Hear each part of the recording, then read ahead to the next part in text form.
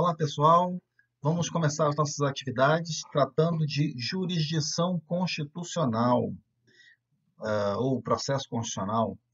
Gente, ah, após a Segunda Guerra Mundial, houve uma mudança no constitucionalismo.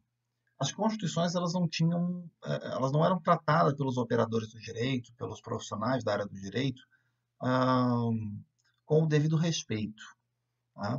Mas após a Segunda Guerra Mundial, diante de tantas coisas que aconteceram, violação a direitos humanos, houve uma mudança no constitucionalismo de modo a podermos apontar três pontos específicos. O primeiro é o princípio da proporcionalidade, que foi, a partir de então, usado como parâmetro para a aferição da atividade estatal. Quer dizer, além das leis que existem, eu tinha que considerar agora se a atividade do Estado era proporcional para atender a uma demanda específica. A segunda coisa é a intensificação da normatividade dos direitos fundamentais, quer dizer, os direitos fundamentais, por conta da grande violação aos direitos humanos que aconteceu na Segunda Guerra Mundial, houve uma preocupação dos Estados nacionais em proteger os seus direitos fundamentais. Daí, houve uma tendência, mais de 2/3 dos países no mundo criaram novas constituições depois da Segunda Guerra Mundial, tá? Inclusive o Brasil, né? E a outra coisa é o triunfo da jurisdição constitucional. Por quê? Os tribunais constitucionais eles ganharam uma maior importância e passaram a discutir assuntos fundamentais para um Estado democrático de direito, né? Fazendo com que aquele pensamento que se tinha até então, construído lá por Kelsen, no sentido de que não importava muito o conteúdo das normas jurídicas, o que importava era o procedimento de criação das normas, que a grande preocupação de Kelsen até então era a norma seria válida desde que ela fosse criada dentro de um procedimento adequado que garantisse legitimidade à norma. A legitimidade só o aspecto formal. O conteúdo, ele não se importava com isso. Com isso, houve um afastamento dessa ideia e os juristas passaram a falar, não, olha, o conteúdo importa sim, nós precisamos saber o que dizem as normas jurídicas para que elas tenham validade, não somente, foi aprovado democraticamente por um Congresso Nacional, não é só isso. Eu tenho que saber o conteúdo. Será que essa norma jurídica criada democraticamente, ela viola direitos fundamentais? Se ela viola, ela não pode valer. Daí, dentro também da teoria de Kelsen, os tribunais constitucionais, toda a ideia de jurisdição constitucional, ela está contida também na obra de Kelsen, então também foi muito importante. Como deve ser a atuação da jurisdição constitucional? A jurisdição constitucional, ela deve agir como legislador negativo. O que isso quer dizer? Ela vai apontar, né, ou quando provocada, ela vai dizer, essa norma jurídica aqui, ela viola a Constituição, por isso ela não vale. Então, por isso que se diz que ela atua como legislador negativo. Ela vai anular dispositivos inconstitucionais. A outra coisa que a jurisdição acaba por fazer, que isso aí foi uma construção com o tempo, é dela ter uma ação mais proativa, no sentido de dar a interpretação conforme a Constituição. Quando eu dou uma interpretação conforme a Constituição, eu não reduzo o texto constitucional, quer dizer, eu não declaro uma norma constitucional, mas eu digo, olha, determinada norma, se for interpretada dessa forma, é de acordo com a Constituição. Então, isso acaba dando um efeito ativo à sentença do tribunal. Bem? Bom, quais são os fundamentos, então, da jurisdição constitucional? Primeiro, a Constituição ela não serve só para o Estado. Ela não é uma Constituição do Estado, é uma Constituição também da sociedade. Tá?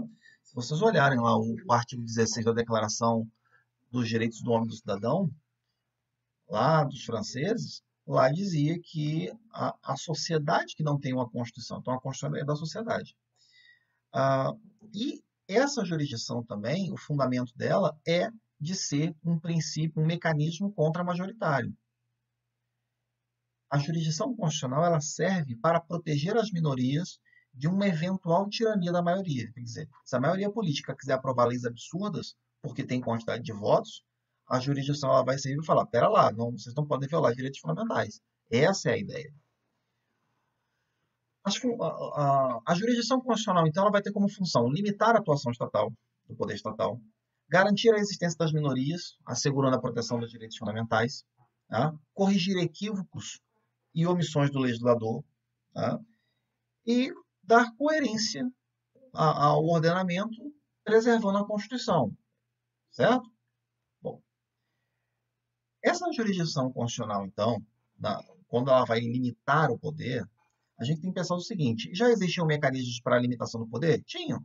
A própria definição de direitos fundamentais, ela serviu para limitar o poder. A separação de poderes, certo? Os tribunais serem independentes para decidir. Ah, indenizações do Estado, quer dizer, o próprio Estado poder ser condenado para pagar indenizações ao particular. Isso são mecanismos que existem que já limitam o poder. Só que nós precisamos ir além. Por quê? É o chamado Estado de Direito Material. O Estado de Direito Material consiste em verificar se nas normas infraconstitucionais estão sendo preservados os valores que estão previstos na Constituição. Certo? Bom, a gente tem que ter um cuidado quando a gente fala dessa função contramajoritária da jurisdição constitucional. Por quê? Os direitos fundamentais eles estão aí para proteger a todos, certo?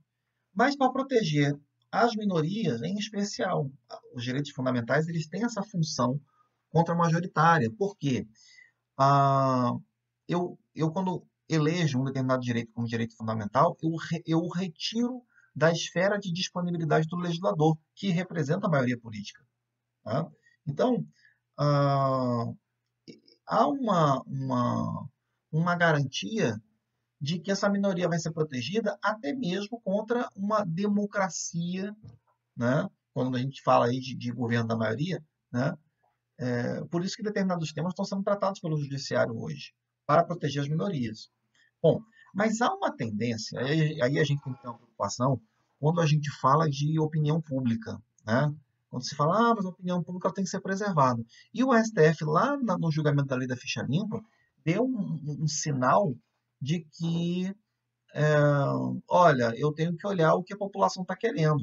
E isso é perigoso para um tribunal constitucional. Tá? Lá no julgamento da ação direta de inconstitucionalidade número 4578, tá? No julgamento dessa ação, tá aqui para vocês, o ministro Luiz Fux, ele falou que, olha, a atuação da corte é contramajoritária, ótimo, só que eu tenho que levar em consideração a opinião pública. Né? Quando ele falou isso, deu um mau sinal, isso foi um mau sinal, certo? E como a gente ia operacionalizar, eu considerando essa questão da opinião pública? Como é que eu avalio? Como é que eu vou avaliar essa opinião pública? Tá? O que a opinião pública está dizendo? Eu vou ficar olhando Facebook e Twitter, né? Quantas pessoas acessam isso? Qual é o número de usuários que eu tenho dessas redes sociais em relação ao resto da população? E, mesmo assim, ainda que eu tenha um número grande, será que todos estão vendo aquilo ali, né? E se manifestando? A gente sabe que não. Além disso, o que aparece para mim pode não aparecer para você, porque aqueles feeds lá, eles não são padronizados para todos os usuários. Cada usuário vai vendo um feed de notícias diferente de acordo com os seus gostos, né? Então, aquilo é muito relativo. Né?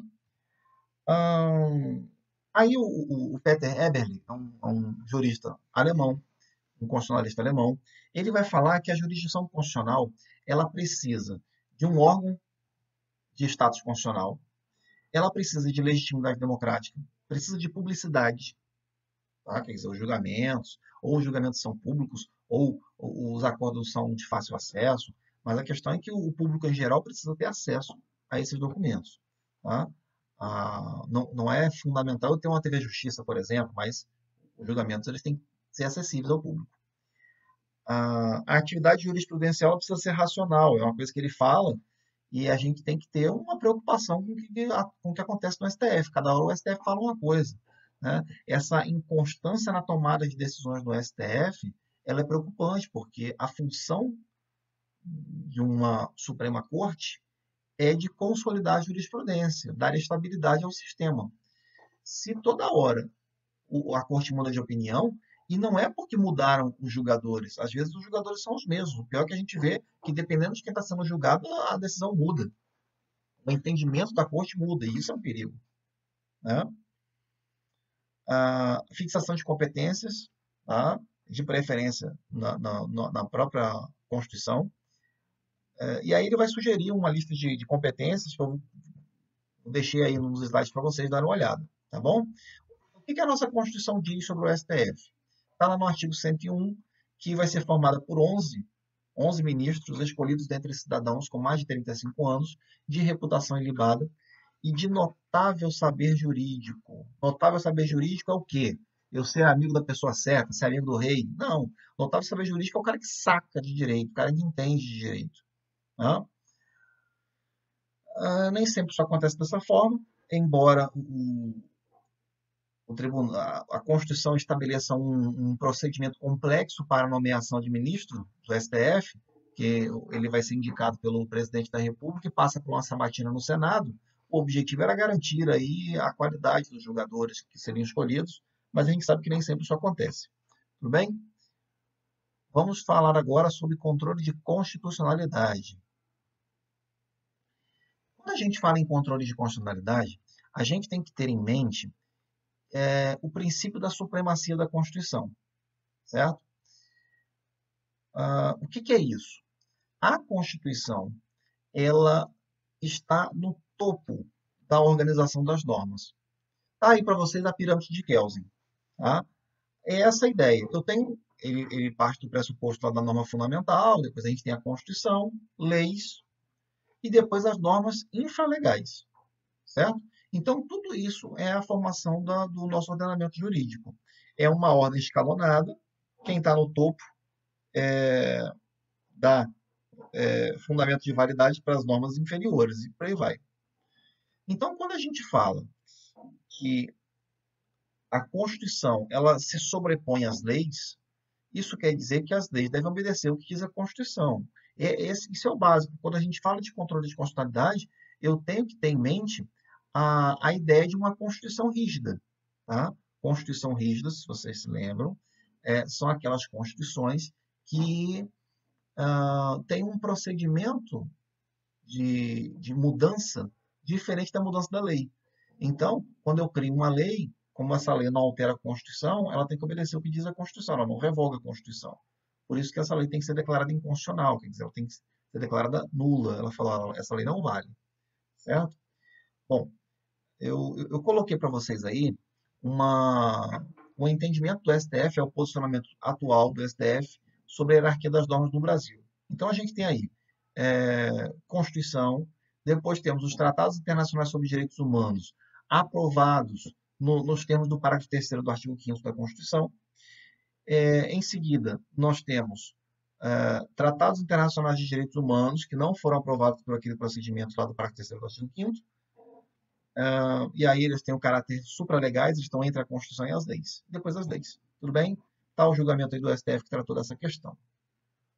Eu só queria fazer uma ressalva para vocês, tá? Para que não haja nenhum tipo de dúvida. Leis ordinárias e leis complementares, na hierarquia de normas, elas são iguais. Não há diferença hierárquica entre essas duas. O que a Constituição faz, na verdade, é estabelecer uma reserva para que determinadas matérias sejam tratadas por lei complementar. Por quê? É mais difícil de aprovação, são temas que o Constituinte entendeu mais delicados, e aí, olha, eu vou criar um procedimento mais dificultoso para aprovar uma lei sobre esse assunto. Mas isso não quer dizer que a lei complementar ela é superior à lei ordinária. É tudo lei, tá? Assim como lei delegada, né? Assim como medida provisória, com força de lei, é tudo a mesma coisa, é tudo igual. Hierarquicamente, essas normas estão em pé de igualdade.